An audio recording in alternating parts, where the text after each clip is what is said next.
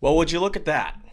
Another person off the board for the Philadelphia Phillies. This time, it is Kyle Tucker, as arguably the biggest trade of the offseason has just went down. Kyle Tucker is now a Chicago Cub, and this is bad for the Phillies. I just kind of want to jump straight into this trade. He is heading to the Chicago Cubs in exchange for Isaac Paredes, Hayden Wisniewski, and the seventh ranked prospect in the entire Cubs organization and the fifth ranked third base prospect in baseball. Kyle Tucker is off of the wish list for the Phillies. Dave Dombrowski misses out again. This has been a bad start to the Phillies offseason. We got a report this morning talking about Bohm and Castellanos, and that was the rumored report at the time. That was Dave Dombrowski's offer for Kyle Tucker, and this was the full quote from Jim Bowden this morning via MLB Network Radio. Dave Dombrowski made that offer. He offered Castellanos and Bohm for Tucker, 2-for-1, and was turned down. The Astros don't like Bohm defensively. I know that Rob Thomson told us at the winter meetings that he thinks he's a good defender and has gotten better. The metrics were in his favor this year, and Rob Thomson told us that as well. But the Astros evaluation is different. They don't view him there as a third baseman. And Castellanos is a guy that chases out of the zone. He's older. He's inconsistent, but he also gets big hits. You have to ask yourself, would you do Bohm and Castellanos for a year of Tucker? And guess what? That doesn't matter anymore. This trade is...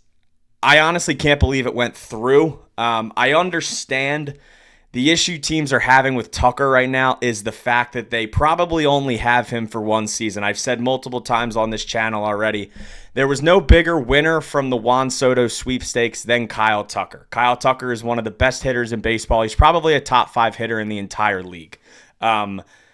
The fact that Juan Soto got $765 million from the Mets in free agency doesn't obviously mean that Tucker's going to make $800. But that contract probably pushed Kyle Tucker up into the 400s for next offseason. And now the Cubs are going to take their chance. A Cubs team that missed the playoffs is trading for 1 year of Kyle Tucker when they still need to make more moves.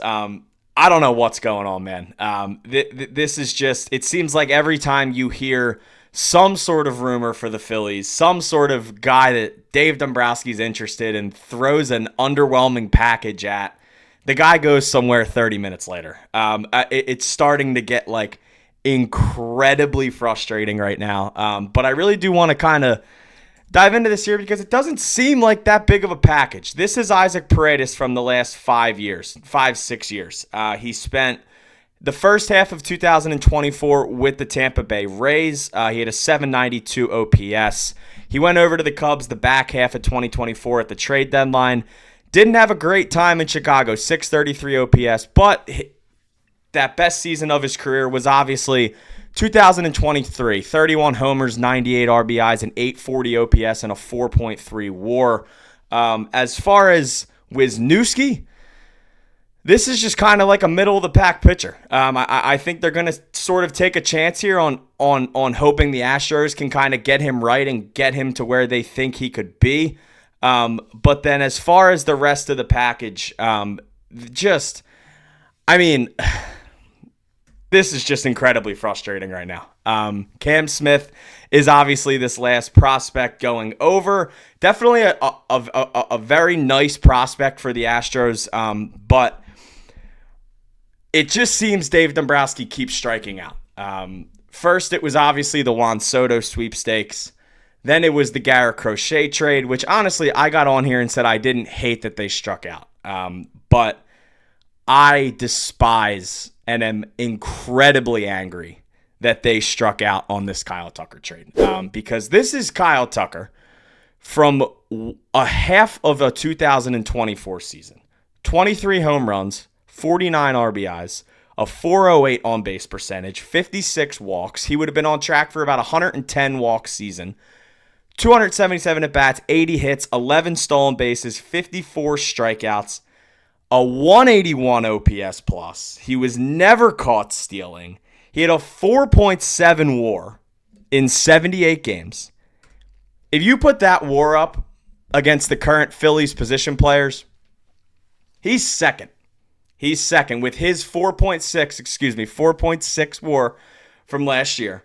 Only Bryce Harper had a higher WAR, and it took Bryce Harper an entire season. And he was just 0.1 higher. I don't know how much more I need to say about how good Kyle Tucker is and what the Phillies missed out on here. Because right now, the Phillies are running this thing back. And listen, I don't expect them to do that. They're going, and I sound like a broken record here. You guys are probably like, this dude's an idiot. They're going to make a move. But they just keep missing out right now. They missed out on Tucker. They missed out on Soto. There's obviously some free agents right now, but now the Phillies are worried about going over this tax that they are, and I mean, it's going to be some crazy high percentage now once they go over that tax. I believe they're already over 2. Like, they're struggling right now. And I get it. They might be playing it simple. They might be waiting back. They obviously did the Jordan Romano signing. There was a rumor this morning that they are interested and had connections to Tanner Scott, which has been a reliever that I've really been interested in and have wanted.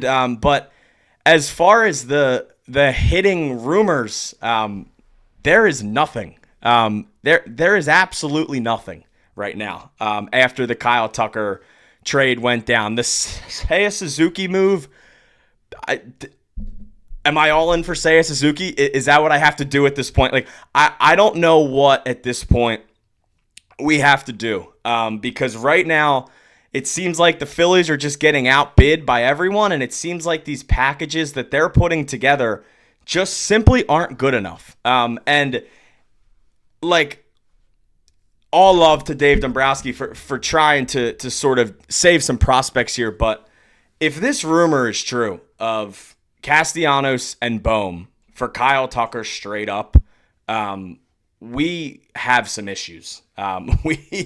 We have some issues here. Obviously, another big trade that went down this morning that the Phillies weren't necessarily linked to, I would say, but Devin Williams heading to the New York Yankees for Nestor Cortez and an infield prospect.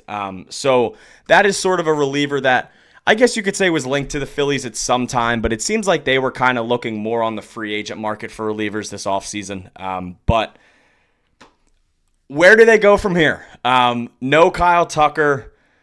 That is dead. The dream is dead. I'm getting a little worried. I'm not hitting the panic button. I'm not going to sit here and say they're going to have the same core down to every single name on there compared to last year than this upcoming year. I don't think that's going to be the case because if they sat on their hands after what happened last year to the New York Mets, they would lose a lot of people in this city.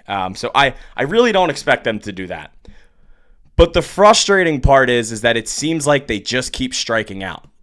They just keep sort of being like 3/4 of the way in on a player, and then he goes somewhere else, and now everybody's just like, oh, well, the Phillies had interest, and the Phillies were connected. But no deal is being done. And you have to get a deal done to get the player here. You can't be connected to a guy. You have to get the deal done.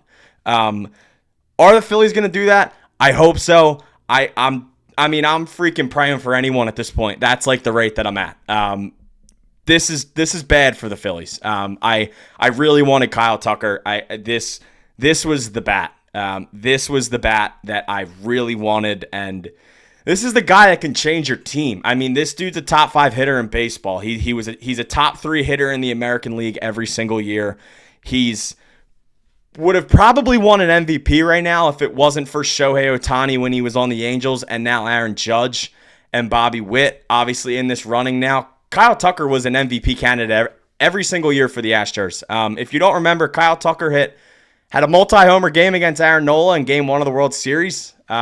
Stuff like this, these guys don't come around often, and I get it. You would only have one season of them, and then you would have to convince him to come back. JT Realmuto would have been off the books. Ranger Suarez would have been off the books.